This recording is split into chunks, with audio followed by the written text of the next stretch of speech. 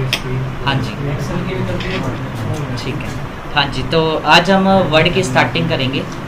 और आप में से जो भी फ्रेशर हैं जिन्होंने बिल्कुल भी वर्ड अभी तक नहीं पढ़ा है, तो एक तो वर्ड को ओपन कैसे करते हैं, जैसे आपने एक्सेल में काम किया, पावर पॉइंट में काम किया, ऐसे सेम जब आप कीबोर्ड से विंडो बटन प्रेस करते हैं या फिर कॉर्नर से लेफ़्ट कॉर्नर पे स्टार्ट बटन पे जाके ना, जिस भी प्रोग्राम में अगर आपको काम करना है, सिंपल आप उस एप्लीकेशन का नेम टाइप कर दो। मैंने यहाँ पर लिखा विनवर्ड या एमएस वर्ड। जब आप वर्ड टाइप करोगे ना, सबसे ऊपर आपको यहाँ पर देखने को मिल जाएगा वर्ड। आपके एग्ज़ाम में 2007 या 2010 वर्जन आएगा। किसी भी प्रैक्टिकल एग्ज़ाम में कंप्यूटर के अंदर 2007 या 10 में से कोई वर्जन आता है एक, और दोनों ही वर्जन सेम है। एक दो चीज़ों का डिफरेंस है, बाकी सारी चीज़ें बिल्कुल टोटली सेम मिलेंगे। और बाकी हम ये चीज़ आगे की क्लासेस में डिस्कस भी करेंगे कि किस चीज़ को लेकर डिफरेंस है इसमें। और जैसे अब हमने एमएस वर्ड को ओपन किया, ओपन करने पर सबसे टॉप में हमें जो यहाँ पर बार मिलती है ना, इसको कहते हैं हम टाइटल बार, जहाँ पर हमें फाइल का नेम और एप्लीकेशन का नेम भी लिखा हुआ मिलता है। And the next one is menu bar, जिसमें आपको होम से लेकर व्यू तक जितने भी ऑप्शंस मिलेंगे ना, इन सभी को टैब्स कहते हैं, TAB टैब। जैसे कि होम टैब या पेज लेआउट टैब है, इंसर्ट टैब है, ये सभी टैब्स होते हैं। और इस रो को हम मेन्यू बार पढ़ते हैं पूरी लाइन को। इसके बाद फिर आता है एक नीचे का आपको ना एक टूल बॉक्स भी दे रखा है, जिसमें आपको मल्टीपल ऑप्शंस, काफ़ी सारे टूल्स मिलेंगे। इस हॉरिजॉन्टल बॉक्स को हम रिबन कहते हैं। इस हॉरिजॉन्टल टूल बार को रिबन पढ़ा जाता है। और कई बार ऐसा भी देखने को मिलता है कि जब आप एग्ज़ाम में जैसे सिटिंग आपको मिल गई और वहाँ पर आपको ये चीज़ हाइड मिल जाए, या फिर पहले से तो एक्टिव थी जैसे अभी दिखाई दे रही है, और अचानक से आपसे कोई रॉन्ग कमांड, कोई गलत की प्रेस हो जाती है, तो जिस वजह से अगर ये हाइड हो जाए तो वापस कैसे लेकर आएंगे। दो तरीके बताऊंगा सिर्फ इसके ऑन ऑफ करने के। पहला तो होता है शॉर्टकट के थ्रू। जब आप अपने कीबोर्ड की हेल्प से कंट्रोल के साथ में, कंट्रोल प्लस में जब आप F1 प्रेस करेंगे, तो यहाँ पर मैं प्रेस कर रहा हूँ कंट्रोल F1, हाइड होगी यहाँ पर। फिर चाहे आप वर्ड में काम कर रहे हैं, चाहे एक्सेल है, चाहे PPT है, पहली तीन जो बार के बारे में आपको बताया, वो तीनों एप्लीकेशन में कॉमन है। रिबन को ऑन ऑफ करने का तरीका भी कॉमन है सभी में। कंट्रोल F1 वापस ले आए। और कई बार तो ऐसा भी होता है कि हमने यहाँ पर कंट्रोल F1 तो प्रेस किया नहीं था, बट फिर पता नहीं कैसे ऑन ऑफ हो गई। अगर आपसे गलती से ना, जैसे अभी हम काम कर रहे हैं होम टैब के अंदर, by default home tab activated होता है। हमें काम करना है इंसर्ट पे या किसी अनदर टैब पे जाना है व्यू पे, और आपने जाने के लिए अगर सिंगल क्लिक होता है क्लिक करने के लिए, अगर आपने डबल क्लिक कर दिया ना टैब नेम पे, किसी भी टैब नेम पे, तब भी हाइड हो जाएगी। हमें डबल क्लिक नहीं करना किसी भी टैब पे जाने के लिए, क्योंकि डबल क्लिक से रिबन बार ऑफ हो जाएगी। तो वापस भी ऑन कर सकता है डबल क्लिक से। नेक्स्ट फिर आता है एक रूलर बार। फर्स्ट हमारी टाइटल, सेकंड हमारी मेन्यू बार, फिर उसके नीचे जो बॉक्स है हम इसको रिबन पढ़ते हैं। और उसी से जस्ट नेक्स्ट नीचे आपको एक स्केल बना हुआ दिख रहा है ना, इसको कहते हैं रूलर बार। ये हमारी रूलर बार होती है जो स्केल बनी हुई मिल रही है हमें। और काफ़ी बार क्या होता है कि रूलर बार ना आपको हाइड भी मिलेगी एग्ज़ाम में भी। और अगर आपके पास अपना पर्सनल कंप्यूटर है, चाहे लैपटॉप है, और इससे पहले अगर आपने कभी भी वर्ड का यूज़ कभी पढ़ा ही नहीं, और ना आपके कंप्यूटर में किसी और ने यूज़ किया, तो ऐसे में अब आपका ना बाय डिफ़ॉल्ट व्यू टैब में ऑप्शन में ये जो रूलर होती है ना, बाय डिफ़ॉल्ट ऑफ मिलती है हमें। कुछ इस तरीके से स्क्रीन मिलेगी आपको। तो जब भी आप वर्ड में काम कर रहे हैं, तो पहले रूलर को एक तो ऑन कर लेना, रिबन हाइड हो तो ऑन कर लेना, ये चीज़। उसके बाद वापस होम टैब पे आते हैं। अब ये हमारा पेज है, ये जो वाइट स्क्रीन आपको मिल रही है, और सबसे नीचे यहाँ पर एक स्टेटस बार भी होता है, जिसमें हमें ना पेज नंबर भी बताता है कि हमारी फाइल में टोटल कितने पेजेस है। एक ही पेज है अभी तो।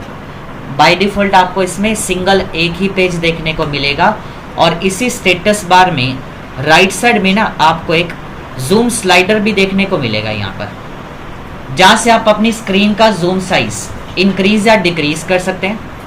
या फिर एक शॉर्टकट तरीका होता है, जब आप अपने कीबोर्ड से ना कंट्रोल बटन के साथ में माउस में जो स्क्रॉल बटन होता है ना, स्क्रॉल बटन, कीबोर्ड से आपने कंट्रोल बटन दबा के रखना है और उसके बाद माउस से जब स्क्रॉलिंग करेंगे अप डाउन, तो उसमें ना पेज को, अपने डॉक्यूमेंट को आप जूम इन या जूम आउट कर सकते हैं। आपने इतना भी ज़्यादा जूम साइज नहीं करना कि मैंने आपको जैसे पॉइंट तो बता दिया जूम इन आउट के लिए, ठीक है। मैंने कुछ स्टूडेंट्स का देखा है कि उन्होंने ना बहुत ज़्यादा जूम कर रखा है और पेज जो हमारा कंटेंट है ना वो स्क्रीन से ही बाहर जा रहा है, कि उसमें विजिबल ही नहीं हो रहा है, यानी कि फिर टेक्स्ट तो कट जाएगा अगर आप ओवर जूम कर देंगे। जैसे आपके मोबाइल में कोई भी पिक्चर है, ठीक है, आप उसको पिंच आउट करोगे जूम इन करने के लिए, अब उसमें तो एक स्पेसिफिक एरिया का ही तो कंटेंट विजिबल होगा ना, सारा तो होगा नहीं। तो इस तरीके से यहाँ पर भी नेक्स्ट हमने इसके अंदर थोड़ा सा इंक्रीज कर दिया। आपको जूम साइज इतना फिट करना होता है कि आपको दोनों किनारे, इसके दोनों एजेस, वाइट स्क्रीन की जो विड्थ वाइज है ना वो आपको विजिबल होनी चाहिए बस। हाँ जी पूछो सर। इसको अगर हम जूम करते हैं तो सेव करते हैं तो वो साइज मैनुअली अपने आप, उससे कोई फर्क नहीं पड़ता साइज के ऊपर, फ़ॉन्ट के ऊपर। सेव करने के टाइम पर जो हमने जूम कर रहे हैं वही सेव होगा या फिर? हाँ जी, वो उस फाइल में उतना ही सेव हो गया, वो कोई दिक्कत नहीं है उसके ऊपर। जूम ऑप्शन अगर आप एग्जाम में भी यूज़ करते हैं तो वो रॉन्ग नहीं होता, ठीक है, अपनी चॉइस से आप उसको जूम कर सकते हैं, ठीक है, ये गलत नहीं होता करना। नेक्स्ट, अब MS वर्ड में हम काम कर रहे हैं। MS वर्ड में ना हम जितना भी काम करते हैं, एक तो सेंटेंस केस के अंदर चलता है। सेंटेंस केस का मतलब फर्स्ट लेटर ऑटोमेटिकली कैपिटल हो जाता है। आप जब भी एक नोटबुक में काम लिखते हैं या मोबाइल में अगर कुछ भी लिखना स्टार्ट करते हैं तो फर्स्ट लेटर कैपिटल आता है ना, और नोटबुक में भी ऐसे ही करते हैं। टाइपिंग पैसेज करते हैं आप, फर्स्ट लेटर ऑलवेज कैपिटल होता है। अगर आप स्मॉल में लिखते हो तो वो एक ग्रामेटिकल एरर काउंट होगी। किसी भी वर्ड के बाद कभी भी आपने डबल स्पेस का यूज़ नहीं करना। अब कुछ बच्चों ने कहा कि सर मैंने यहाँ पे ना, मैंने जैसे बताया इसमें आपने डबल स्पेस यूज़ कर रखा है, कहते मेरे को उसमें लग रहा था डबल दे रखा है आपने। भाई डबल कहीं पे भी यूज़ नहीं होता स्पेस, चाहे लग रहा हो तब भी नहीं देना, ठीक है, ओनली सिंगल स्पेस यूज़ करना है। एक बार स्पेस प्रेस करने पर सिंगल करेक्टर का गैप आता है, और जब आप अपने कीबोर्ड से टैब की प्रेस करते हैं वर्ड में तो हाफ इंच का डिस्टेंस कवर होता है, हाफ इंच का, 0.5 इंच का डिस्टेंस आता है। टैब की से हाफ इंच, स्पेस बार से सिंगल करेक्टर का, डबल स्पेस कभी भी यूज नहीं करना आपने। नेक्स्ट, अब यहाँ पर ना बाय डिफॉल्ट जो इसका साइज हमें देखने को मिलता है वर्ड में भी एक्सेल में भी, फ़ॉन्ट का साइज या फिर फ़ॉन्ट का नेम भी बाय डिफॉल्ट कॉमन होता है, कैलिबरी और साइज होता है 11 पॉइंट। बट पीपीटी पे ये पॉइंट हम नहीं पढ़ते कभी भी कि बाय डिफॉल्ट साइज कितना होता है। उसमें हर एक वर्जन में ऑलमोस्ट हमेशा आपको डिफरेंट ही देखने को मिलता है, इसलिए कभी हम उसमें इस चीज़ के ऊपर पॉइंट कवर नहीं करते कि बाय डिफ़ॉल्ट साइज़ कितना मिलेगा। हर एक टेक्स्ट बॉक्स में भी अलग मिलता है उसमें, तो इसलिए उसमें डिफ़ॉल्ट कुछ भी नहीं पढ़ा जाता इस चीज़ के ऊपर पॉइंट। नेम पर सेम मिलता है, कैलिबरी, साइज़ कभी भी सेम नहीं मिलेगा आपको। नेक्स्ट पॉइंट, अब इसमें देखो कर्सर है ना, अब हमने जब वर्ड को ओपन किया, अब मैं अगर इसमें कुछ भी लिखना स्टार्ट करता हूँ तो टेक्स्ट देखो टॉप से भी और लेफ्ट से भी, ठीक है, थोड़ा सा ना गैप देकर स्टार्ट हो रहा है, टॉप से भी और लेफ्ट से भी मार्जिन छोड़ के। ये जो पेज के साइड में एक खाली गैप आ रहा है ना, जैसे ही हमने टाइपिंग करना स्टार्ट करी, इसके लेफ्ट में या टॉप में जो आपको खाली गैप देखने को मिल रहा है, इसको कहते हैं मार्जिन एरिया। और ये जो बाय डिफ़ॉल्ट मार्जिन एरिया होता है, डिफ़ॉल्ट होता है 1 इंच का। चेक करने के लिए आप जब पेज लेआउट में मार्जिन्स के अंदर क्लिक करेंगे, पेज लेआउट में मार्जिन ऑप्शन के नेम से आपको ऑप्शन दे रखा है, और बाय डिफ़ॉल्ट पेज सेटिंग होती है नॉर्मल मार्जिन पर। बट इसमें ना यहाँ पर हमें पेज सेटिंग में जो मेजरमेंट यूनिट है ना वो सेंटीमीटर में मिल रही है। जो हमारा स्केल है, हमारा रूलर बार है, इसके अंदर जो मेजरमेंट यूनिट दे रखी है, ठीक है, तो वो सारी हमारे पास सेंटीमीटर में आ रही है, और इसमें मार्जिन भी देखो सेंटीमीटर में ही आ रहा है। अगर रूलर हमारी इंचेस में सेट हो रखी है तो मार्जिन हो, फिर चाहे आपका यहाँ से पेपर साइज का ऑप्शन भी है, ये भी देखो लेटर में ही दिखा रहा है, अभी उसमें सॉरी सेंटीमीटर में ही दिखा रहा है आपको। तो इस चीज़ के ऊपर हम क्वेश्चन में काफ़ी बारी कई स्टूडेंट पजल होते हैं, आप में से भी कुछ हुए थे कि यहाँ पे सेंटीमीटर करना है या इंच करना है, ठीक है, प्रैक्टिकली पॉइंट हम डिस्कस भी करेंगे, ठीक है, तो आपको क्लियर हो जाएगा पॉइंट। तो अभी तो मैं आपको ये चीज़ बता देता हूँ वैसे वर्बली कि बाय डिफ़ॉल्ट पेज सेटिंग में मार्जिन सेटिंग जो होती है ना वो नॉर्मल मिलती है हमें, और पेज ओरिएंटेशन है जो वो होती है पोर्ट्रेट के अंदर, यानी कि ऐसे स्टैंडिंग मोड में, वर्टिकली मोड में। दूसरा होता है लैंडस्केप यानी हॉरिजॉन्टल, ठीक है, हॉरिजॉन्टल मोड में काम करना है या पोर्ट्रेट में, यानी कि पेज के डायरेक्शन को रोटेट करना है हमें, तो हम इसका यूज़ कर सकते हैं लैंडस्केप में। तीसरा ऑप्शन, अगर क्वेश्चन में चेंज द पेपर साइज कहता है तो पेपर साइज बदलने के लिए अब यहाँ पर दिखा रहा है डिफ़ॉल्ट साइज है लेटर पेज, क्वेश्चन में आता है कि change the paper size A4, या A4 की जगह पे स्टैंडर्ड साइज भी लिखा हुआ आता है इसके अंदर, तो आप स्टैंडर्ड का मतलब A4 पे ही क्लिक करेंगे। रेगुलर लिखा हुआ आ जाए तब भी A4, यानी कि एग्जाम में ना कभी भी A4 के अलावा कोई भी डिफरेंट साइज कभी भी नहीं कहेगा आपको, क्योंकि यूज ही हमेशा हर जगह पर A4 पेपर होता है, फिर चाहे कोई एग्जाम हो, किसी भी ऑफिस की बात करें, किसी भी डिपार्टमेंट की, प्राइवेट सेक्टर है चाहे गवर्नमेंट है, सभी जगह पर A4 पेपर यूज होता है। आप जेरोक्स कराते हैं, फोटो कॉपीज कराते हैं, ये सभी चीज़ें A3 उसका डबल हो जाएगा, A4 का साइज आपके सामने है, इसका डबल आपको दिखा रहा है, 21 है, 42, 29.7, ड्राइंग शीट्स में होता है। ठीक है। जैसे कुछ इससे थोड़ा सा और वाइड होता है तो तहसील वगैरह में होता है। तहसील में, जब अपन डिफॉल्ट ना, ना, इतने बड़े-बड़े पेपर होते हैं। वो लीगल पेपर होते हैं, वो होता है 14 साइज होती है हाइट ड्राइंग उसकी, शीट्स में भी A3 ड्राइंग शीट में होती है बिल्कुल, नमक से बनता है ऊपर करके, हाँ जी, इंजीनियरिंग शीट्स में बिल्कुल, होता है, उसमें भी बनते हैं। मैकेनिकल पार्ट्स वगैरह। अब मैं थोड़ा सा पब्लिशिंग का मेरा काम रहता है तो मैं करवाता रहता हूँ A3 शीट पर प्रिंटिंग, यानी दो A4 साइज को मिलाकर एक A3 पेपर बनता है। नेक्स्ट पॉइंट, अब मैंने यहाँ पर A4 पेज सेटिंग कर दी और इसके बाद वापस होम टैब पर आएंगे। यहाँ पर हमें ना अब कुछ भी जैसे डेटा लिखना है, मैं इसको डिलीट कर रहा हूँ। अब मैंने बाय डिफ़ॉल्ट साइज़ तो बता दिया कि 11 पॉइंट, मैं थोड़ा सा साइज़ भी इंक्रीज़ कर रहा हूँ, ऑप्शन पे ही जाकर हमने यहाँ पे ले लिया 16 पॉइंट। अब देखो वर्ड में ना जितने भी टूल्स हैं ना, अब उनकी अगर आपको प्रैक्टिस करनी है तो प्रैक्टिस करने के लिए हमें एक कंटेंट भी चाहिए होगा।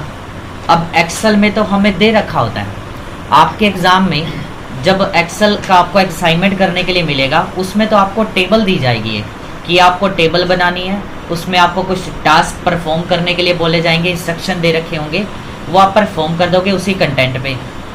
बट असाइनमेंट की बात करें, वर्ड असाइनमेंट के ऊपर, एग्ज़ाम में ना वर्ड के ऊपर कभी भी कंफर्म नहीं होता कि कंटेंट आपको पहले से लिखा हुआ मिलेगा या नहीं मिलेगा, पर 99% चांसेस तो होता है कि कंटेंट आपको ना लिखा हुआ मिलेगा। जैसे कि मैं यहाँ पर एक कंटेंट लिख लेता हूँ, तो कंटेंट मैं किस फंक्शन की, मैं यहाँ पर ना जो कंटेंट है फंक्शन की हेल्प से लेकर आ रहा हूँ टाइप करने की बजाय।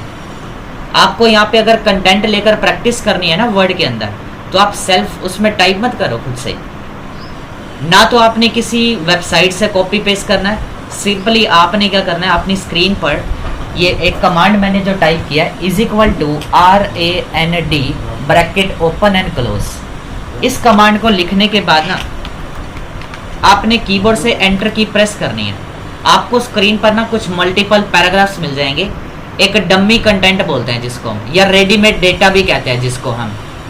Just for practice point of view बात करें, माइक्रोसॉफ्ट कंपनी ने हमें एक फीचर दे रखा है उन सभी लर्नर्स के लिए जो इसको सीखना चाह रहे हैं, वर्ड के अंदर प्रैक्टिस करना चाह रहे हैं, उनके टूल्स को यूज़ करके देखना है, तो भाई उसके लिए कंटेंट के बिना कैसे यूज़ करेंगे।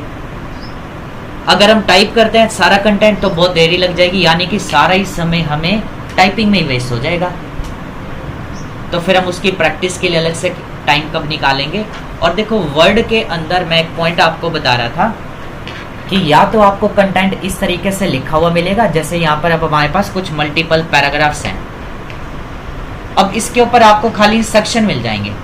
वर्ड में आपको कंटेंट अगर लिखा हुआ मिलेगा, मान के चलिए अब आप एग्जाम में बैठे हैं, आपको ये कंटेंट मिल गया सेम, अब इसके ऊपर आपको सिर्फ वर्ड के ऊपर ना अप्लाई करने के लिए बोला जाएगा कि फर्स्ट पैराग्राफ पे आपने लाइक बोल्ड करना है या इटैलिक करना है या अंडरलाइन, और सेकंड को कह देगा पैराग्राफ की सेटिंग बदल दो या कलर दे दो या शेडिंग दे दो, स्पेसिंग बदलनी है। इस तरह से ऑप्शन आता है, यानी कि सारे फॉर्मेटिंग टूल आते हैं वर्ड के अंदर। और अगर आपको MS वर्ड में कंटेंट भी लिखा हुआ नहीं मिलता तो आपको क्या करेंगे, वो एक पैराग्राफ देंगे टाइप करने के लिए। एक पैराग्राफ मिलेगा 3-4 लाइन का, ज़्यादा बड़ा नहीं मिलेगा। मैक्सिमम आपका 2 मिनट्स में टाइप हो जाए कंटेंट, सिर्फ इतना ही कंटेंट मिलेगा। अब क्या हम 2 मिनट में 3 सेंटेंसेस नहीं लिख पाएंगे? ज़्यादा से ज़्यादा इतना ही कुछ आता है लिखने के लिए, इससे ज़्यादा कभी भी नहीं आएगा। क्योंकि 10 मिनट का तो आपका टोटल टाइम, जिसमें आपने वो पैसेज भी लिखना है 2-3 सेंटेंसेस का, और इसके अलावा उसके ऊपर आपने एक्शंस भी तो परफॉर्म करने हैं। तो ऐसा नहीं है कि भाई आपको 8-10 लाइन का टाइप करने के लिए देगा वर्ड के अंदर, वो भी ठीक है। एक्सेल में भले ही मिलता है, पर वर्ड के अंदर आपको एक लिमिटेड सा कंटेंट मिलता है 2-4 लाइन का बस, और इसके ऊपर फिर एक्शन परफॉर्म करने के लिए बोलेगा। और एग्ज़ाम हमेशा 10 मिनट का आता है। और बात करें कि कुछ ऐसे एग्ज़ाम, जैसे कि एक CGL का जो एग्ज़ाम होता था ना पहले, 2022 तक तो प्रैक्टिकल एग्ज़ाम चले थे। 2023 में गवर्नमेंट ने पैटर्न चेंज कर दिया था, SSC ने प्रैक्टिकल हटा के CGL में से उस CPT का जो पार्ट था ना वो MCQ बेस कर दिया, 20 क्वेश्चन कर दिए उन्होंने, पैटर्न बदल दिया। तो उससे पहले CGL के एग्ज़ाम में जो CPT का एग्ज़ाम होता था वो 15 मिनट टाइमिंग मिलती थी हमें। 15-15 मिनट के 2 एग्ज़ाम होते थे, एक पावर पॉइंट और एक एक्सेल का। उसमें वर्ड नहीं आता था, ठीक है, उसमें वर्ड नहीं आता था, सिर्फ PPT और एक्सेल होता था। और टोटल 200 नंबर का एग्ज़ाम होता था वो, 100 का, जिसमें से 120 नंबर ओवरऑल चाहिए होते थे। मान के चलिए आपके एक्सेल में तो आगे 80 नंबर, ठीक है, और उसमें आगे 40, 80 प्लस में 40, 120, तब भी आप पास। या फिर एक्सेल में 20 नंबर है, उसमें पूरे 100, यानी कि ओवरऑल उसमें 120 सही होते थे। पर यहाँ पर ऐसा नहीं है। अभी जैसे आपने कुछ स्टूडेंट ने बताया कि 33% नंबर चाहिए, बट अभी ये कंफर्म नहीं कह सकते कि 33 चाहिए ही या नहीं।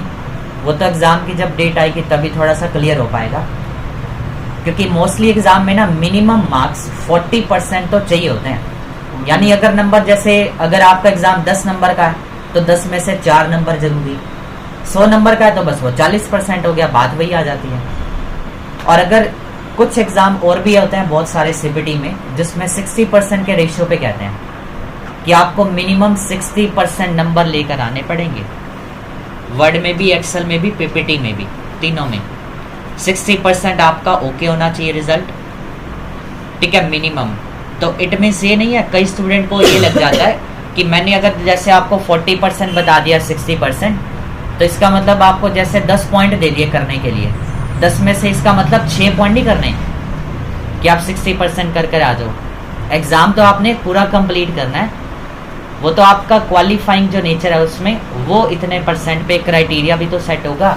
जैसे एक सब्जेक्ट के अंदर स्कूल्स में 33 एक एवरेज मार्क्स चाहिए हमें, पासिंग नंबर क्वालिफाइंग करने के लिए। अब मेरिट लिस्ट में जाना है तो उसमें तो होता है भाई 90+, A+ ग्रेड चाहिए, तो वो उसका क्राइटेरिया हो गया। अब आगे पढ़ते हैं। जैसे मैंने यहाँ पर एक वगैरह में रेंट एग्रीमेंट बनवाते हैं, हाँ जी, तो वो कॉपी पेस्ट भी करते हैं, वो कॉपी पेस्ट करते हैं, तो उसमें फॉर्मेटिंग पहले ही होती है। उसमें उन्होंने पहले ही कर रखे थे वर्ड के अंदर, पहले टाइप करते थे टाइपराइटर से। हाँ। अब आगे कंप्यूटर का ज़माना, ठीक है, टेक्नोलॉजी चेंज होती जा रही है, टाइपराइटर कम हो गए, तो अब हर कोई मोस्टली ना अब कंप्यूटर लेके बैठा कोर्ट में भी। अब कंप्यूटर पे बैठते हैं, सीधा फॉर्मेट बना होता है, सिर्फ नेम चेंज करा और हो गया चेंज, डेट चेंज करी कर दिया, बस दैट्स इट। यानी कि काम आसान हो गया।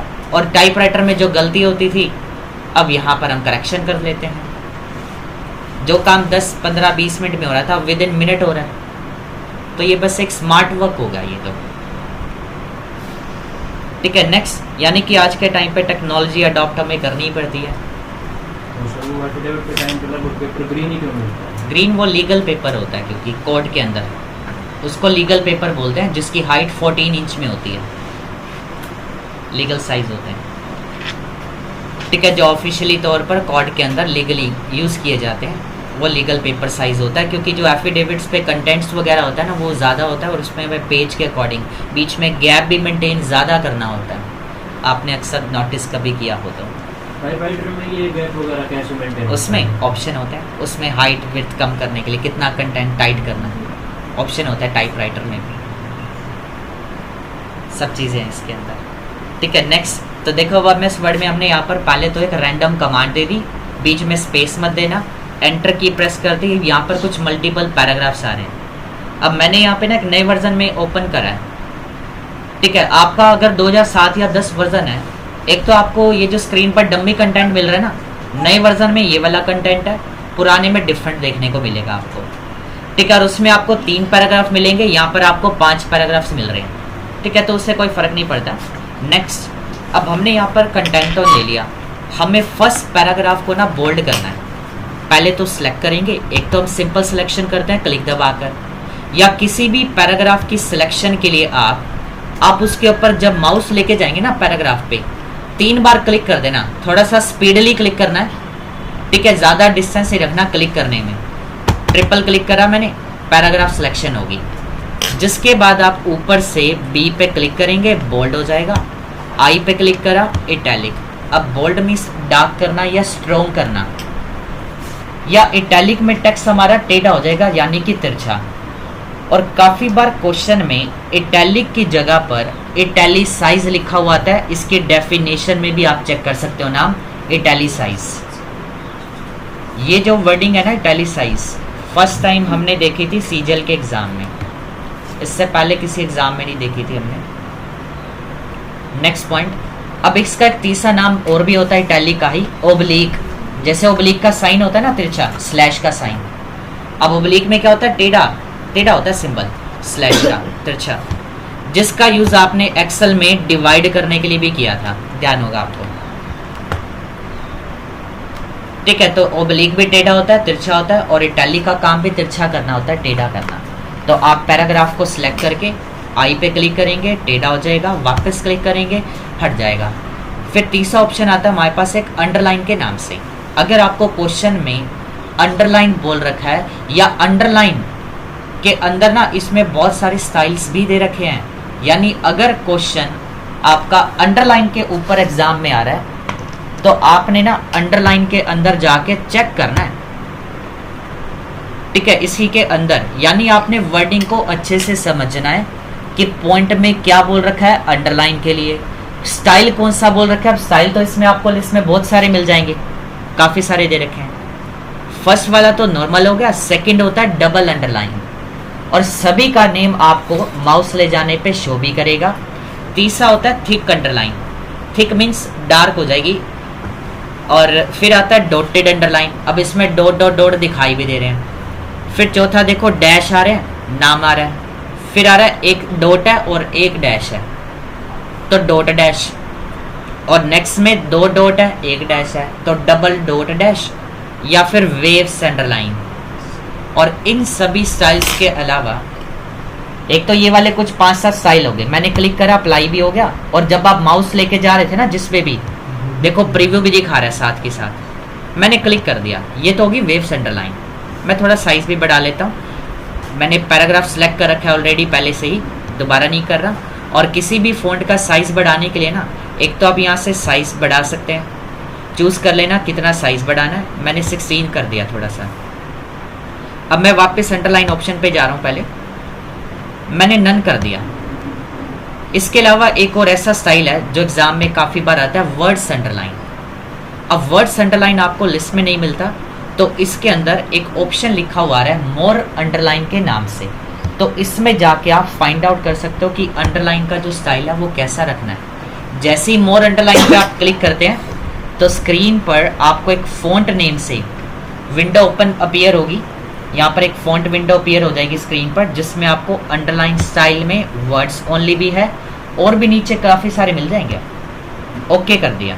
ओके करने के लिए आप एंटर बटन भी प्रेस कर सकते हैं। वर्ड्स अंडरलाइन का मतलब ओनली वर्ड्स के नीचे अंडरलाइन आएगी, जहाँ पर भी वर्ड के बाद आपने स्पेस दे रखा है उस जगह पे लाइन नहीं दिखाएगा आपको। अगर हमने वापस हटानी है ना, इसकी एक शॉर्टकट कमांड भी है। जब आप अपने कीबोर्ड से एक कमांड प्रेस करते हैं, कंट्रोल प्लस में शिफ्ट प्लस में W, एक कंट्रोल प्लस शिफ्ट प्लस में W, ये कमांड होती है वर्ड्स अंडरलाइन की शॉर्टकट कमांड, चाहे आपने ऑन करना है चाहे आपने ऑफ करनी हो लाइन। हमने जैसे फर्स्ट पैराग्राफ को सिलेक्ट किया, कंट्रोल और शिफ्ट के साथ मैं W प्रेस कर रहा हूँ। अब कॉर्नर पे दे रखा है कंट्रोल और शिफ्ट, मैंने एक साथ प्रेस किया, W दबा दिया, ऑफ हो गई। वापस प्रेस करेंगे ऑन हो जाएगी। एक होता है डबल अंडरलाइन, डबल अंडरलाइन की भी एक शॉर्टकट कमांड है, W की जगह पे ना बस D कर देना। डबल अंडरलाइन के लिए कंट्रोल प्लस शिफ्ट प्लस में D। तो जैसे पैराग्राफ हमारा भी सिलेक्टेड है, यहाँ पर मैंने कीबोर्ड से अगेन कंट्रोल शिफ्ट प्रेस किया, D दबा दिया, डबल अंडरलाइन आ गई। W कर देंगे तो वर्ड्स के नीचे रह जाएगी और वापस प्रेस किया ऑफ होगी। और सिंपल अंडरलाइन के लिए आप कंट्रोल U दबा सकते हैं, वो आपको पता ही है। अब ये तो एक यूनिवर्सल कमांड है, बोल्ड है, इटैलिक है, underline, cut, copy, paste. Universal command means जो कॉमन होती है सभी एप्लीकेशंस के अंदर। तो यहाँ पर हमने वापस ऑफ कर दिया अंडरलाइन। नेक्स्ट पॉइंट है, अंडरलाइन के साथ में एक ऑप्शन आपको दे रखा है स्ट्राइक थ्रू के नाम से। स्ट्राइक थ्रू की जगह पर बाई चांस अगर लिखा हुआ जाए स्ट्राइक आउट, स्ट्राइक थ्रू का एक अनदर नेम स्ट्राइक आउट। कई एप्लीकेशंस में आउट होता है लिखा हुआ, तो कुछ में लिखा हुआ आता है ऑप्शन का नेम स्ट्राइक थ्रू। तो स्ट्राइक थ्रू एक ही चीज़ है। चाहे अकेला स्ट्राइक भी लिखा हुआ जाए ना, strike the text into paragraph first, तो भाई फर्स्ट पैराग्राफ को स्ट्राइक पे बस क्लिक कर दिया, सेंटर से टेक्स्ट कट हो जाएगा। और बात करें कि अभी इसमें एक और ऑप्शन भी होता है इसी जगह, एक सिमिलर ऑप्शन डबल स्ट्राइक का, और इसकी आप एक डेफिनेशन भी जरूर ध्यान रखना। MS वर्ड में ना आप जो भी ऑप्शन आप पढ़ रहे हैं उनकी डेफिनेशंस को भी जरूर कवर करना, क्योंकि अब आपको कल परसों में जब असाइनमेंट मिलने स्टार्ट होंगे तो वो आपको करने में काफ़ी आसानी हो जाए ताकि, ठीक है। और वर्डिंग्स यूज़ होती हैं बहुत ज़्यादा एग्ज़ाम्स के अंदर डेफिनेशन में से भी। अब उसमें लिखा हुआ था draw a line middle of text, यहाँ पर लिखा हुआ है क्रॉस समथिंग अबाउट। नए वर्जन की लैंग्वेज देखो थोड़ी डिफरेंट है, तो चेंज होगी इसके अंदर। नेक्स्ट पॉइंट, अब मैंने इस पर क्लिक करा, वापस ऑफ कर दी। यहाँ पे कॉर्नर पे ना एक बटन दे रखा है फॉन्ट सेटिंग का, मैंने क्लिक करा इस आइकन पे, यहाँ पर भी ऑप्शन आ जाएगा फॉन्ट इफेक्ट में ही स्ट्राइक थ्रू के नाम से ऑप्शन। बट इसमें आपको एक और ऑप्शन भी दे रखा है डबल स्ट्राइक का। अगर सिंगल ही दे रखा है तब तो हम ऊपर से ही कर देंगे बाहर से, अदरवाइज यहाँ पे डबल स्ट्राइक बोल दिया तो ऑप्शन पे जाकर ही ऑन करना पड़ेगा। फिर से वापस हम ऑप्शन पे क्लिक करेंगे फॉन्ट सेटिंग में, मैंने डबल स्ट्राइक को ऑफ कर दिया, ओके कर दिया। ओके करने के लिए आप सिंपल एंटर बटन प्रेस कर सकते हैं। नेक्स्ट पॉइंट, इसका यूज कौन? ये तो जस्ट एक इफेक्ट है, बस एग्जाम में एक आपको टास्क दे दिया जाता है परफॉर्म करने के लिए, ऐसी कुछ और चीज़ है। वैसे प्रैक्टिकली बात करें कहीं पे आपको यूज़ देखने को मिलेगा ही नहीं इसका, किसी भी प्रैक्टिकली किसी भी फील्ड में कोई काम नहीं, जस्ट एक इफेक्ट है। जैसे बोल्ड का मतलब डार्क हो रहा है, इटैलिक में टेढ़ा हो रहा है, ठीक है। बोल्ड में डार्क हो रहा है यानी कि मोटा हो रहा है फॉन्ट, इटैलिक में टेक्स्ट टेढ़ा हो जाता है यानी कि तिरछा, और अंडरलाइन में नीचे लाइन आ रही है उसमें मिडल आ रही है। ये तो जस्ट एक फॉर्मेटिंग के ऑप्शंस दे रखे हैं फीचर। ये जो जरूर का तो यूज होता है, हम करते हैं ये मतलब। अब काफ़ी सारी ऐसी चीज़ें होती हैं जो दे तो रखी है पर यूज़ में नहीं होती हैं। अब इनका प्रैक्टिकल यूज़ कहीं पे भी आपने आज तक नहीं देखा होगा अपने लाइफ के अंदर। आप 20-25 साल के तो होंगे ही, अब कभी देखा नहीं होगा आपने, तो बस यही चीज़ है, कोई यूज़ देखने को ही नहीं मिलता किसी को भी। वो बस वैसे होता था, बस अपने पर्सनल यूसेज के लिए है, पर ऑफिशियली इसका कहीं पे भी यूज़ आपको कहीं नहीं देखने को मिलेगा। और बट ये एग्ज़ाम्स के अकॉर्डिंग अगर हम बात करें, एक एजुकेशन का जस्ट एक पार्ट है और कुछ नहीं है, एग्ज़ाम्स का एजुकेशनल पार्ट है, वैसे नहीं है इसका कोई यूज़, प्रैक्टिकल काम नहीं है बस। नेक्स्ट, इसके आगे ना मैंने ना डॉक्यूमेंट के स्टार्टिंग पे क्लिक करा, एंटर की प्रेस कर दी। जैसे ही मैंने एंटर प्रेस किया ना, अब ऊपर इसके ऊपर एक लाइन का गैप आ गया, तो वापस ऊपर जाने के लिए आप एरो बटन से भी ऊपर जा सकते हैं या क्लिक भी कर सकते हैं। जब भी आप किसी भी टेक्स्ट के स्टार्टिंग पे जाके एंटर दबाएंगे ना, तो ऊपर एक लाइन का गैप, या अगर मैं चाहता हूँ इस पैराग्राफ के बाद में मुझे ना एक लाइन का गैप चाहिए यहाँ पर। फर्स्ट पैराग्राफ के एंड पे क्लिक करेंगे, एंटर दबा दो। एंटर से क्या होता है, लाइन ब्रेक होती है। लाइन ब्रेक के लिए शॉर्टकट कमांड हम एंटर बटन यूज करते हैं। जब भी हम एंटर की प्रेस करते हैं ना, इस प्रोसेस को लाइन ब्रेक करना बोलते हैं। तो लाइन ब्रेक के लिए हमने यहाँ पर क्या करा, पहले मैं इसको डिलीट कर दूं। जैसे मैंने पैराग्राफ के एंड पे कर्सर रखा, एंटर दबा रहे, गैप आ गया एक लाइन का। या अगर हमें ना सेकंड पैराग्राफ से पहले एक डेट एंड टाइम लिखनी है, इसके ऊपर अबव द सेकंड पैराग्राफ हमें ना डेट एंड टाइम लिखनी है, और पैराग्राफ आपको कुछ ऐसा दे रखा हो। जैसे भी ये 2 पैराग्राफ्स हैं, मैंने सेकंड के स्टार्टिंग पे क्लिक करा, एंटर दबा दिया, ऊपर एक लाइन का गैप आ गया। तो जब भी किसी कंटेंट के स्टार्टिंग पे जाके एंटर करोगे तो लाइन ब्रेक ऊपर, एंड पे जाके क्लिक करेंगे तो नीचे आ जाएगा एक लाइन का गैप। अब कर्सर हमने वापस यहाँ पे क्लिक करा, हमें यहाँ पे एक डेट एंड टाइम इंसर्ट करनी है। तो इंसर्ट करने के लिए हम इंसर्ट टैब पे जाके लास्ट कॉर्नर पे आपको एक ऑप्शन मिलेगा डेट एंड टाइम के नाम से ही। यहाँ पर जाके आप जिस भी फॉर्मेट में लेना चाह रहे हैं, क्वेश्चन को ध्यान से पढ़ना है कि क्वेश्चन में यानी कि आपको इंसर्ट द करंट डेट लिखा हुआ मिल रहा है या इंसर्ट द करंट टाइम मिल रहा है। तो आप इसमें से ना खाली टाइम इंसर्ट करेंगे, नीचे टाइम दे रखे हैं। फॉर्मेट कोई मर्जी ले सकते हो टाइम के अंदर, स्टाइल तो 4-5 है। और अगर आपको इसमें बोल रखा है डेट और टाइम दोनों, वर्डिंग को ध्यान से पढ़ना है। कई बार खाली डेट लिखा आता है, कई बार टाइम लिखा हुआ आता है, कई बार दोनों चीज़ें लिखी जाती हैं। और कई बार आपको फॉर्मेट भी मेंशन दे रखा होता है, उसमें गिवन होता है कि इस तरह के फॉर्मेट में चाहिए, तो आपको सेम फॉर्मेट ले लेना फिर आप। तो हमने यहाँ से ले लिया कि डेट और टाइम वाला फॉर्मेट, ये वाला। डबल क्लिक करके मैंने डेट एंड टाइम ले ली, या सिलेक्ट करके नीचे से ओके भी कर सकते थे। नेक्स्ट ऑप्शन, मैंने फर्स्ट पैराग्राफ में कर्सर रखा, इसी में डेट एंड टाइम ऑप्शन के साथ में एक और ऑप्शन मिलता है आपको ड्रॉप कैप के नाम से। हमें यहाँ पर ना फर्स्ट लेटर ड्रॉप करना है। आपने अक्सर न्यूज़पेपर्स, मैगजीन्स या बुक्स के अंदर आपने कभी ना कभी देखा होगा कि फर्स्ट लेटर है ना, जो कि मल्टीपल रोज के अंदर ड्रॉप हो रखा था, काफ़ी एक बिगर साइज में, यानी कि एक लार्ज कैपिटल लेटर के अंदर टाइप किया हुआ मिलता है। तो आप इसकी डेफिनेशन भी पढ़ सकते हैं, सेम डेफिनेशन भी लिखी हुई आती है एग्जाम में। Create a large capital letter at the beginning of a paragraph, beginning यानी कि स्टार्टिंग के अंदर, पैराग्राफ के स्टार्टिंग में। और कर्सर हमें इसका मतलब स्टार्टिंग पे करने की नीड नहीं है। जब भी आप ड्रॉप कैप ऑप्शन का यूज कर रहे हैं ना, बस आपको पैराग्राफ में खाली क्लिक कर देना, कहीं पे भी जिस भी पैराग्राफ में क्वेश्चन आपको अप्लाई करने के लिए कह दे, जस्ट क्लिक करना है, ड्रॉप कैप पे जाओ, ड्रॉप पे क्लिक करेंगे। अब ऑप्शन तो इसमें 2 हैं, पहला होता है ड्रॉप के नाम से, और देख सकते हैं आप प्रीव्यू भी बाय डिफॉल्ट 3 लाइनें ड्रॉप डो कराती हैं। मैक्सिमम 10 कर सकते हैं, मिनिमम 1 कर सकते हैं। ड्रॉप कैप ऑप्शंस पे जाके नीचे लास्ट में लिखा हुआ ड्रॉप कैप ऑप्शंस, उस पर क्लिक करके। दूसरा स्टाइल कैसा होता है वो भी शो कर देता हूँ। एग्जाम में इन मार्जिन वाला जो फीचर है आज तक नहीं आया, और आपने भी शायद देखा ही नहीं होगा इसका यूज कभी भी। हमेशा इनसाइड देखा होगा, आउटर साइड नहीं देखा आपने। तो यहाँ पे हमने ड्रॉप का ही क्लिक करा। कई बार तो सेम डेफिनेशन लिखी हुई आती है, कई बार लिखा हुआ आता है dropped the text. Letter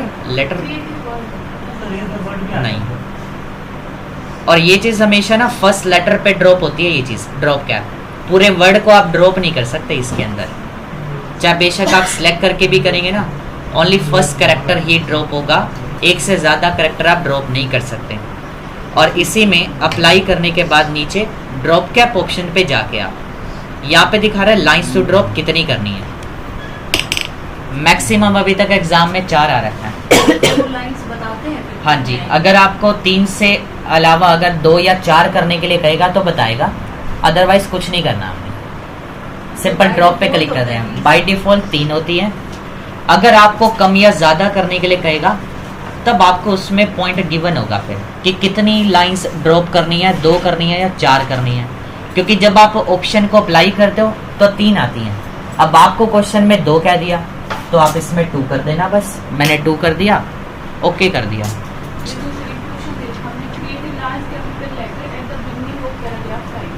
paragraph 5 में क्लिक करके बस यही ऑप्शन अप्लाई करना है, बस इतना ही सिंपल। ठीक है, ये बता रखा है ना कि कौन से पैराग्राफ में, क्योंकि यहाँ पे तो कंटेंट बहुत सारा हो गया। हाँ जी, हाँ जी, ये देखो इसकी डेफिनेशन में लिखा था क्रिएट, एक में लिखा हुआ मैंने ड्रॉप्ड द टेक्स्ट, एक में तो पूरी डेफिनेशन थी तो सर। हाँ जी, सेम यही लिखी हुई आती है। क्योंकि आप को मैंने जैसे काफ़ी बार बोला काफ़ी बैचेस में कि भाई आप डेफिनेशन पढ़ो, पढ़ते नहीं हो, ऑप्शन कहते हो सर हमें समझ नहीं आया और करते नहीं हो, फिर मेरे को तो डेफिनेशन देनी पड़ेगी ना। वैसे तो आप प्रैक्टिस कर नहीं रहे, तो ऐसे नहीं तो ये चीज़ है। तो इसलिए वर्ड में ना डेफिनेशन क्योंकि सच में इम्पोर्टेंट है और वैसे ही आप नहीं पढ़ रहे और ज़रूरी है जबकि ये चीज़ें।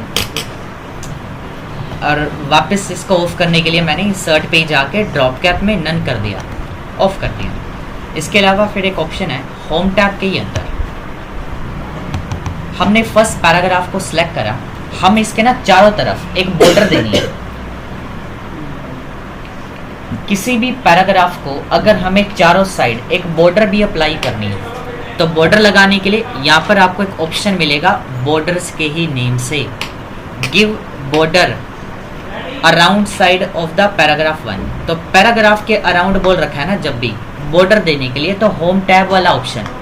अगर आपको बॉर्डर बोल रखा है पेज के अराउंड तो उसके लिए आपको पेज बॉर्डर ऑप्शन पे जाना पड़ेगा। अब इसमें आपको बॉर्डर देने के लिए अगर आप सीधा आइकन पे क्लिक करते हैं तो बॉटम बॉर्डर अप्लाई होती है, सिर्फ बाय डिफॉल्ट बॉटम बॉर्डर का ऑप्शन एक्टिवेटेड मिलता है।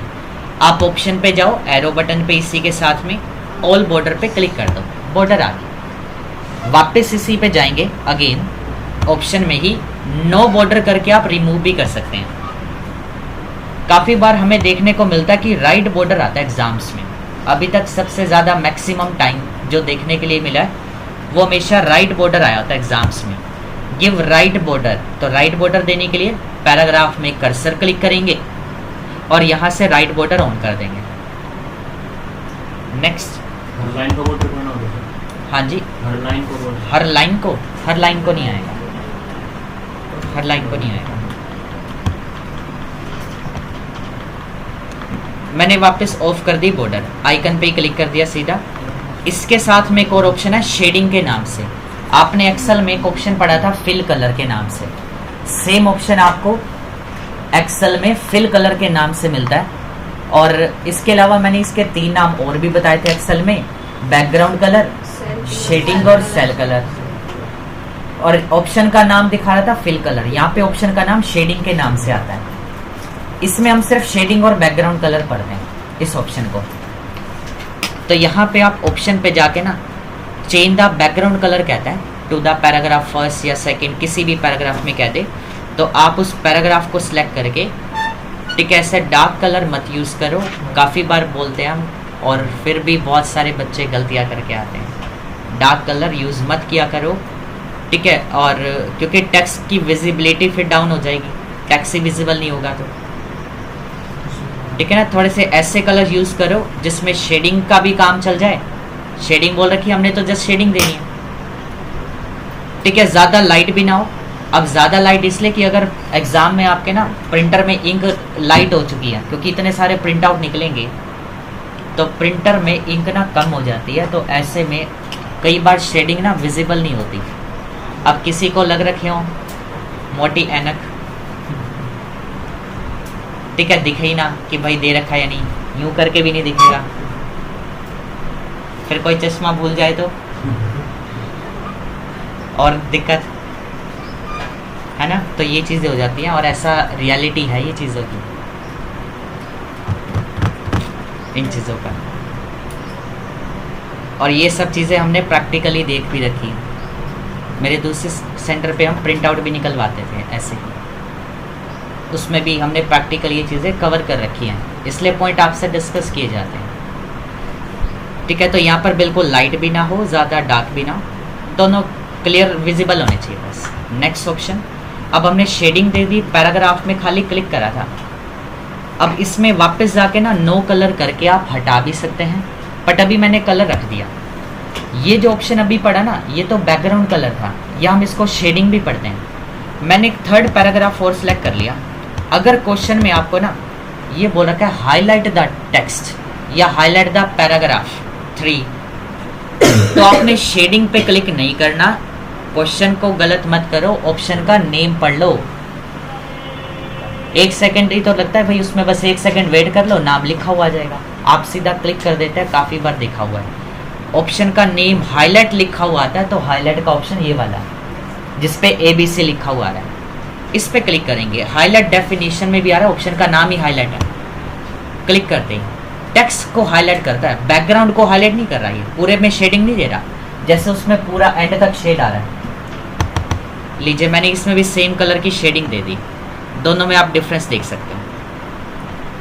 उसमें क्या आ रहा है, पूरे बैकग्राउंड का कलर चेंज हो रहा है, इसमें जहां से लेकर जहां तक टेक्स्ट टाइप हो रखा है ना, सिर्फ टेक्स्ट को हाईलाइट कर रहा है। नेक्स्ट, साइज हो गया आपका, और जो भी साइज अगर आपको एग्जाम में दे रखा हो ना, और मान लो अगर आपकी इस लिस्ट में साइज आपको अवेलेबल नहीं होता, तो आप टाइप करके एंटर की प्रेस कर सकते हैं। जैसे हमें फ़ॉन्ट का साइज 17 करना है या 15 करना है या 13.5 भी आता है, तो आप 13.5 क्लिक कर टाइप करके ना एंटर बटन भी दबाना है अप्लाई करने के लिए उसको। फिर ऐसे ही फ़ॉन्ट नेम भी होता है कि चेंज द फ़ॉन्ट फेस कह दे। अगर क्वेश्चन में कह रहा है change the font name, font face या फ़ॉन्ट फैमिली, तो इट मीन्स ये फ़ॉन्ट ऑप्शन पे जाके हम उसका नाम बदल देंगे जो भी बोल रखा होगा। जैसे डिफ़ॉल्ट तो कैलिब्री नेम दिखा रहा है, इसमें आपको राइटिंग स्टाइल दे रखा होता है फ़ॉन्ट के स्टाइल्स। ऑप्शन पे जाएंगे, कौन सा दे रखा है, एरियल। अगर हम इसमें ना फ़ॉन्ट के नेम फाइंड आउट करने लग जाए ना, नीचे स्क्रॉल करके, तो बहुत देर लग जाएगी। जैसे आपको टाइम्स न्यू रोमन बोल दिया जाए, अब टाइम्स न्यू रोमन तो बहुत नीचे आ गई, तो एक सिंपल तरीका, आप टेक्स्ट को सिलेक्ट करो, सीधा कैलिब्री पे सिंगल क्लिक करना है। क्लिक करते ही कैलिब्री देखो ब्लू कलर में सिलेक्ट हो गया। और किसी भी जब हम सिलेक्टेड कंटेंट पे कोई की प्रेस करते हैं ना, तो वो जो सिलेक्टेड कंटेंट होता है वो डिलीट हो जाता है। मैंने यहाँ पे टी लिखा, अभी फ़ॉन्ट का नेम टाहुमा आ रहा है, आई लिखा, आ गया टाइम्स न्यू रोमन, सिर्फ 2 ही लेटर लिखने पे दिखा दिया उसने। एंटर दबा दो, अब फ़ॉन्ट का नेम टाइम्स न्यू रोमन हो गया। स्ट्राइक थ्रू भी हो गया, सुपर और सब्सक्रिप्ट। एक दो ऑप्शन और कर लेंगे बस।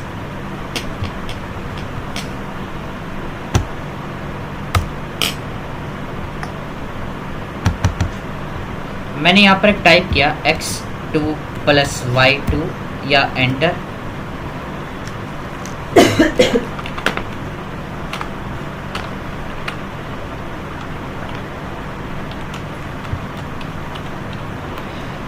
हमें इसके अंदर ना अब 2 को और 4 को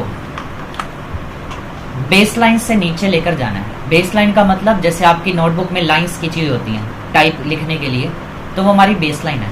अब बेस लाइन से थोड़ा नीचे लिखते हैं ना, ठीक है, नीचे लेकर जाना है। सबस्क्रिप्ट, ऑप्शन का नेम है सबस्क्रिप्ट, यहाँ पर ऑप्शन दे रखा है, क्लिक करा, टेक्स्ट नीचे चला गया। ऐसे सेम यहाँ पर भी। और अगर आपसे ना कई बार गलती से ज़्यादा टेक्स्ट सिलेक्ट होके जल्दी में कुछ ऐसा हो जाए, ओ भी हो गया, तो आप यहाँ पर क्या करो, अगर एक्सा हो गया ना, तो उस एक्सा कंटेंट को सिलेक्ट कर लो सिर्फ, और वापस ऑप्शन को ऑफ कर दो। ऐसे सेम ऊपर भी है, ये तो हम बेस लाइन से नीचे लेकर गए थे, ऐसे ऊपर लेकर जाना हो, यानी किसी भी वैल्यू को पावर बनाना है, तो पावर यानी कि स्केयर बनाने के लिए, तो आप यहाँ पे सुपर स्क्रिप्ट का यूज़ कर सकते हैं। ऊपर चला गया टेक्स्ट। ऐसे ही फिर यहाँ पर भी कर देंगे, जिससे आप ऑन कर रहे हैं उसी से आप वापस ऑफ भी कर सकते हैं। अब जैसे आप एक ही बटन से फैन ऑन कर रहे हैं जिससे, उसी से ही ऑफ भी हो रहा है। ऐसे ही यहाँ पर भी है। ठीक है, आपने फॉन्ट कलर पढ़ लिया, फॉन्ट कलर, ऐसी हाईलाइट कलर, ऑप्शन का नेम, एक ऑप्शन है और इसी में चेंज केस के नाम से, ऑप्शन का नेम है चेंज केस, यहाँ पे AA लिखा हुआ है। अगर आप 2007 वर्जन में काम कर रहे हैं ना, तो ये जो चेंज केस का ऑप्शन है आपको नीचे इस जगह पे देखने को मिलेगा। और 2007 वर्जन में अगर आपके पास, तो ये जो आप ऑप्शन देख रहे हैं ना स्क्रीन पर, टेक्स्ट इफेक्ट के नाम से, ये ऑप्शन आपको नहीं मिलेगा, सिर्फ 2007 में। बट इसके अंदर जब मैं ऑप्शन पे क्लिक करता हूँ ना, इसके अंदर आपको दो ऑप्शन मिलेंगे, एक आउटलाइन और एक शेडो के नाम से। ये दो टूल तो मिल जाएंगे इसके अंदर है, जो आगे की क्लासेस में दिखाऊंगा अभी मैं, ठीक है। और बट ये बाकी के ऑप्शन नहीं देखने को मिलेंगे। और अगर आपको किसी असाइनमेंट में एक पॉइंट अगर लिखा हुआ मिलता है ना कि रिफ्लेक्शन देनी है या ग्लो देना है, और आपके कंप्यूटर में 2007 वर्जन है, तो उसमें तो ये ऑप्शन ही नहीं होता रिफ्लेक्शन या ग्लो का, तो आप वो छोड़ देना। बट अगर 2007 के अलावा कोई डिफरेंट वर्जन है, 2010 है या 13 या 16 वर्जन है या कोई अनदर है, तो उसमें तो ये चीज़ें मिल जाएंगी। 2007 में नहीं होता ये वाला ऑप्शन। कौन सा ऑप्शन? ऑप्शन का नेम है टेक्स्ट इफेक्ट। ये वाला टूल आपको 2007 के बाद वाले वर्जन में देखने को मिलेगा सिर्फ, और 2007 में नहीं होता। बट इसके अंदर ना दो ऐसे ऑप्शंस आउटलाइन और शेडो के नाम से ये जरूर मिल जाते हैं। और ये ऑप्शन कहाँ पर जाके मिलेंगे? आउटलाइन और शेडो, यहाँ पे कॉर्नर से फॉन्ट सेटिंग को जब आप ओपन करेंगे ना, यहाँ पे बीच में मिलेंगे। और साथ में दो और इफेक्ट भी दे रखे होंगे, एक है एम्बोस के नाम से, एक होता है एनग्रेव के नाम से। और यानी अगर आपको मैंने प्रैक्टिस कंटेंट में एम्बोस या एनग्रेव दे दिया, अगर आपके पास 2007 वर्जन है, फिर तो आपको इसमें जाके ये ऑप्शन मिल जाएगा एम्बोस और एनग्रेव। और अगर आप प्रैक्टिस कर रहे हो 2010 वर्जन में कि आपको मैंने किसी प्रैक्टिस कंटेंट में ये लाइन लिखी दे दी, एम्बोस करना है, इफेक्ट देना है इसको, या एनग्रेव इफेक्ट करना है पैराग्राफ 2 पे, तो वो तो आप दे ही नहीं पाओगे। तो आप उस पॉइंट को उसमें छोड़ देना, क्योंकि ये कंफर्म नहीं होता ना कि एग्ज़ाम में 7 आएगा या 10 आएगा। तो ये पॉइंट हमें कवर करना पड़ता है, इसलिए 7 और 10 के हिसाब से भी नहीं पता चलता, बहुत मुश्किल 7 या 10 कुछ नहीं कह सकते। इनसे अलग नहीं आता कभी भी। और अगर आपके क्वेश्चन में ना कभी भी अगर क्लिप पार्ट का ऑप्शन लिखा हुआ है ना कि प्रैक्टिस के लिए, अब आपको इसमें क्लिप पार्ट का ऑप्शन भी नहीं मिलेगा। 2010 वर्जन के बाद जितने भी वर्जन हैं उसमें तो क्लिप पार्ट टूल भी नहीं होता, वो भी हट गया, बंद हो गया टूल। 2013 वर्जन जब आया था हटा दिया था, उसमें सिर्फ 2010 तक ही दे रखा है कंपनी ने, ठीक है। एक छोटा सा लास्ट ऑप्शन और चेंज केस काम पढ़ रहे थे हमने। फर्स्ट पैराग्राफ जैसे अब ये वाला सिलेक्ट कर रखा है रेड वाला, हमें ना इस पैराग्राफ को ना कैपिटल में लिखना है। कैसे करेंगे? एक्सेल में ये ऑप्शन आपको देखने को नहीं मिलेगा। चेंज केस ऑप्शन एक्सेल में नहीं होता। चेंज केस होता है 5 टाइप्स का। पहला तो हो गया सेंटेंस केस। सेंटेंस केस का मतलब फर्स्ट लेटर कैपिटल, बाकी सारे स्मॉल, और कोई भी सेंटेंस जब लिखा जाता है तो लास्ट में एक फुल स्टॉप भी आता है। और यहाँ पर ये तो बाय डिफ़ॉल्ट ही ऐसे ही काम हो रखा है। डिफ़ॉल्ट काम तो होता ही सेंटेंस केस में है। और जब वर्ड को ओपन किया था तो हमने पहला पॉइंट यही पढ़ा था कि वर्ड के अंदर हम जितना भी काम टाइप करते हैं सारा सेंटेंस केस के अंदर ही होता है। और दूसरा ऑप्शन है लोअर केस। इट मीन्स सभी कैरेक्टर्स स्मॉल लेटर में हो जाएंगे। वापस ऑप्शन पे गए, इससे नेक्स्ट हो गया अपर केस, सभी लेटर कैपिटल में हो गए। अपर केस के बाद आता है कैपिटलाइज ईच वर्ड। इसका मतलब हर वर्ड का पहला कैरेक्टर कैपिटल, बाकी सभी छोटे। अब इसका एक अनदर नेम भी है, different name. Capitalize each word को टाइटल केस बोलते हैं। कैपिटलाइज ईच वर्ड का एक अनदर नेम टाइटल केस भी होता है। अब इसमें देखो हर वर्ड का फर्स्ट कैरेक्टर कैपिटल में और बाकी सभी स्मॉल। और इसका बिल्कुल जस्ट अपोजिट है toggle case, last one. Toggle case क्या करता है? स्मॉल लेटर्स को कैपिटल और कैपिटल को स्मॉल में कन्वर्ट करता है। क्लिक कर दी, अब देखो फर्स्ट लेटर सभी में कैपिटल थे, फर्स्ट छोटे कर दिए और बाकी सभी कैपिटल। रिवर्सेबल होता है, बिल्कुल रिवर्स में चलता है वो। और फिर से आपको नॉर्मल करना है तो सेंटेंस केस का आप यूज़ कर सकते हैं। ठीक है, तो आप इसकी प्रैक्टिस कर लीजिएगा और नेक्स्ट क्लास सेम टाइम आपकी। ठीक है, आगे कल करते हैं, सेकेंड क्लास आपकी।